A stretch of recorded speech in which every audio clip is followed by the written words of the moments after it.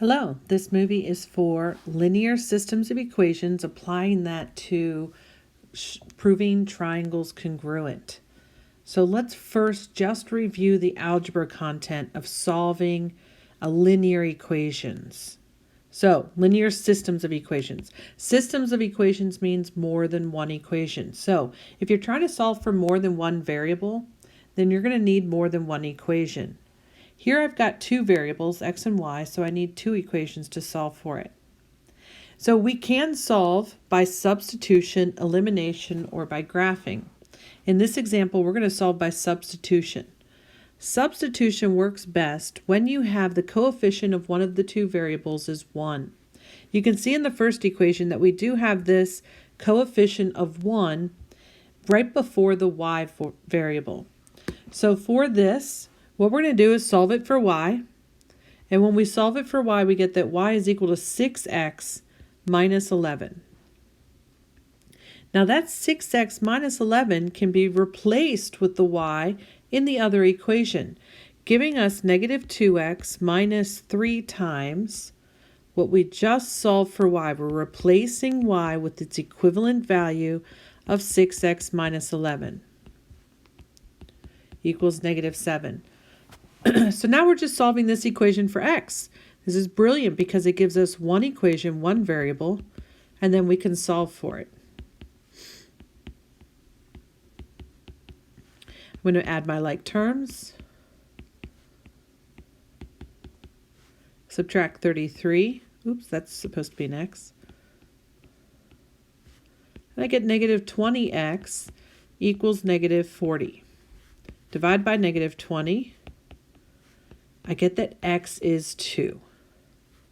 Now that I know that x is 2, what I can do is take my first equation and plug in x equals 2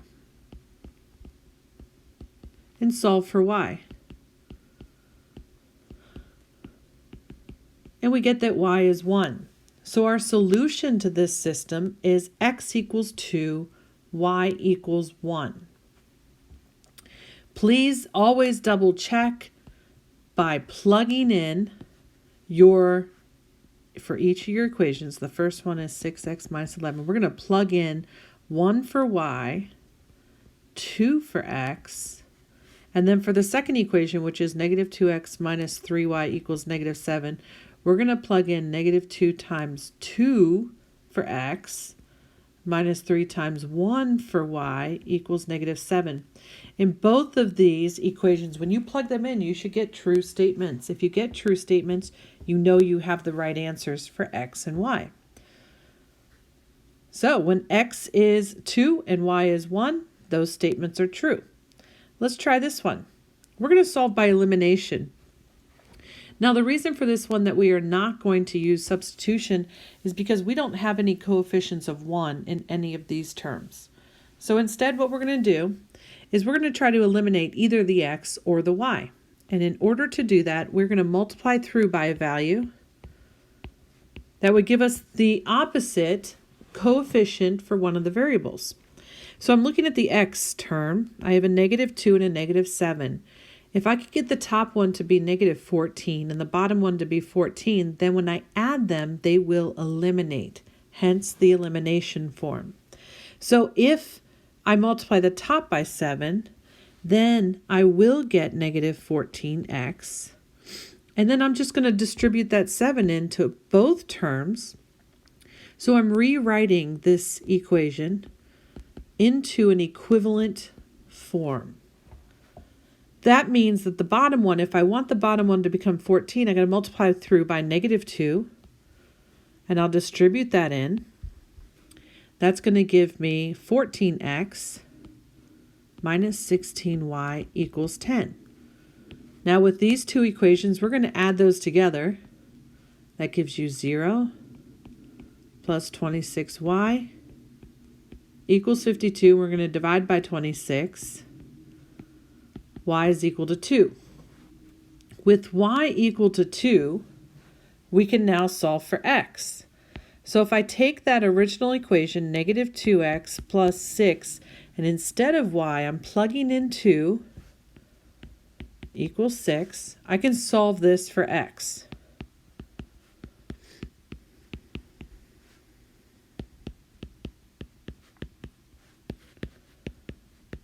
And I get x is 3. So when y is 2 and x is 3, these two equations are true. Can you check yourself by plugging those in? Yes, absolutely. Make sure that you're plugging those in to make sure you get true statements. So on this next one that you have in front of you, it says number 6, I think. On this next one, I want you to try that on your own and then press play when you are finished. Okay. So you tried this one on your own. And what I did, now this might be different than how you set it up, but what I did was I took the top equation and multiplied through by 2, and then distributed in, and took the bottom one and multiplied through by 5, because I tried to eliminate the x terms. And that gave me the two equations in green. Then when I added those two equations, I got negative 51y equals negative 51. Divide by that, you get y is 1. When y is 1, you plug 1 back into one of the two equations. It really doesn't matter which one, and you get x is negative 5. And then you could certainly check yourself to see if you got them right. Now that's the algebraic systems of equations. How does that relate to geometry? Let's take this and see how it relates to geometry. So in this example, what we're looking at is two equations. And what we know about two triangles, is that we have shortcuts that work for triangles. Angle, side, angle, side, angle, side, side, side, side. We have two ways that don't work as well. These two triangles, if I can get these two equations or these two expressions to be congruent, and if I can get these two expressions to be congruent, then these two triangles would be congruent by side, angle, side. So that's the first thing I want you to notice, is that you can get congruence by side, angle, side. Now the second part to this is, what do the values of those variables need to be in order to get the triangles to be congruent? So if my two red ones, meaning x plus y, is equal to negative x plus 20, then these sides would be congruent. And I would need y plus 12 to be equal to 2 times 3x minus 2y. If I get that, then these two sides will be congruent, and then by side, angle, side, the two triangles congruent. So let's simplify this. Over here, I'm going to add x. It gives me 2x plus y equals 20. Kind of gets it in a better format, gets the x and the y on the same side. Over here, I'm going to distribute that 2 in.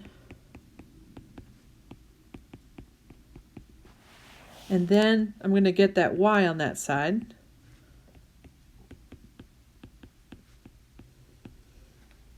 And then what I'm going to do is do symmetric property of equality. So I get 6x minus 5y equals 12. I kind of like both of these equations to be in standard form. It makes it a little easier of a format. So now I've got my two equations. I'm going to solve this system of equations.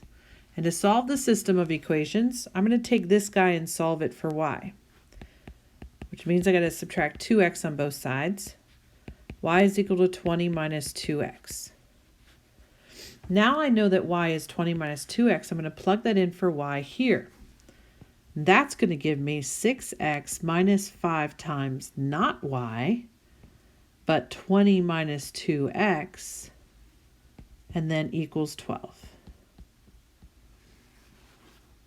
Now I'm going to take that equation, which is great because I've got one equation, one variable, and I'm going to solve it.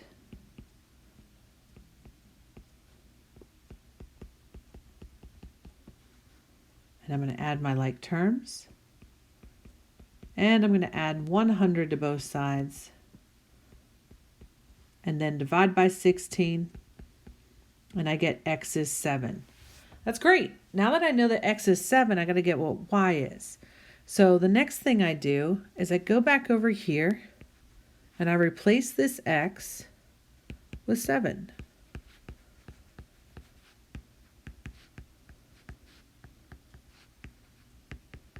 Y is 6. So I've got what my two variables are equal to in order to get these two triangles to be congruent. A great way to double check, just like you can in algebra, is to plug these guys back in. So if I got 7 plus 6, that would give me 13 for that side. Negative 7 plus 20 also gives me 13 for that side.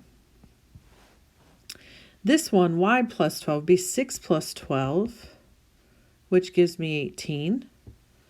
And this one is going to be 2 times 3 times 7 minus 2 times 6. This is 21 minus 12, 2 times 9, and that's 18. So you can see I have 18, 18, 13, 13. And that gives me the two triangles to be congruent by side, angle, side. That's all for the movie. Thanks.